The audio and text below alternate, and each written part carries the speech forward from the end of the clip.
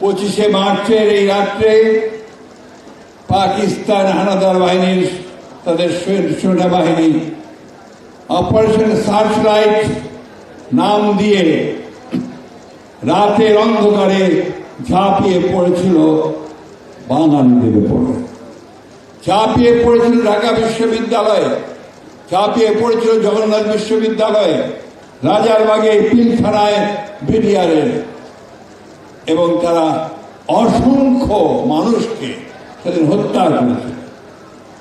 এই কথাটা যেন আমরা কখনো ভুলে না যাই। সেই কালো রাত্রির কথা আমাদেরকে প্রত্যেককে মনে রাখতে হবে যে পাকিস্তান সেনাবাহিনী সেই হত্যাযজ্ঞ করেছিল, তার জন্য আজ পর্যন্ত কিন্তু ক্ষমা চায় নাই।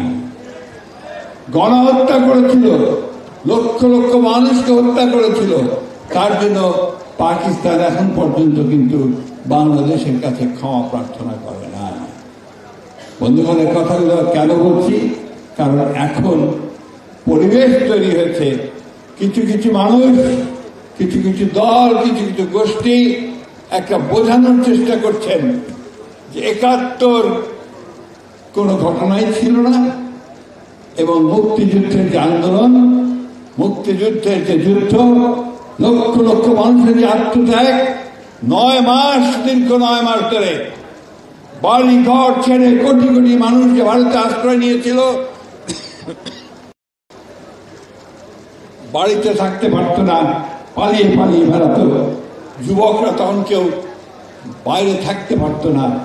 সেই অবস্থাটা যেন আমরা ভুলে যাচ্ছি, ভুলে যাওয়ার চেষ্টা করা হচ্ছে। বন্ধুগণ, যারা সেদিন সহযোগিতা করেছে, যারা সেদিন সে হত্যাযজ্ঞে সহযোগিতা করেছে, তারা এখন গলা ফুলিয়ে কথা বলে। আমি কারো নাম বলতে চাই না, বলতেও চাই না, তিক্ততাও সৃষ্টি করতে চাই না। ইতিহাস ইতিহাসই, ইতিহাসকেও বিকৃত করতে পারবে না। বন্ধুগণ, সেই জন্যই আজকের এই রাত্রিটি আমাদের কাছে অত্যন্ত কলঙ্কময় রাত্রি, দুঃখের রাত্রি। আমাদের বহু জ্ঞানী গুণী মানুষকে সেদিন ঢাকা বিশ্ববিদ্যালয়ে হত্যা করা হয়েছে, জগন্নাথ বিশ্ববিদ্যালয়ে হত্যা করা হয়েছে, পিলখানায় হত্যা করা হয়েছে, রাজারবাগে হত্যা করা হয়েছে। তারপরে এই রাতেই আমাদের সেই বীর নেতা, যাকে বলা হয়েছিল আওয়ামী লীগের পক্ষ থেকে অখ্যাত মেজর, সেই দিন তিনি সেই কালুরঘাট চট্টগ্রাম থেকে পাকিস্তান সেনাবাহিনীর বিরুদ্ধে বিদ্রোহ ঘোষণা করে তিনি যুদ্ধ শুরু করেছিলেন। আর তাদের নেতা, যাকে আমরা অসংবাদিত বীর নেতা হিসেবে মেনে নিয়েছিলাম, যার নির্দেশে তখন বাংলাদেশ চলত, তৎকালীন পাকিস্তান চলত, তিনি রাতের অন্ধকারে পাকিস্তানিদের কাছে আত্মসমর্পণ করে পাকিস্তানে চলে গিয়েছিলেন। আর আওয়ামী লীগের সব নেতৃবৃন্দ তারা পালিয়ে ভারতে গিয়ে আশ্রয় নিয়েছিল। আর আমাদের লক্ষ কোটি মানুষকে অরক্ষিত রেখে কোন দিক নির্দেশনা না দিয়ে সেদিন তারা পালিয়ে গিয়েছিল।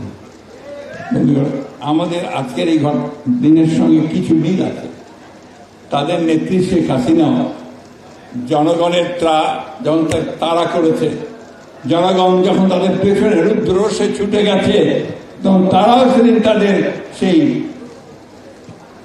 দলের নেতা কর্মী সবাইকে অ্যাবান্ডন করে চুপ করে হেলিকপ্টারে করে ভারতবর্ষে গিয়ে আশ্রয় নিয়েছে।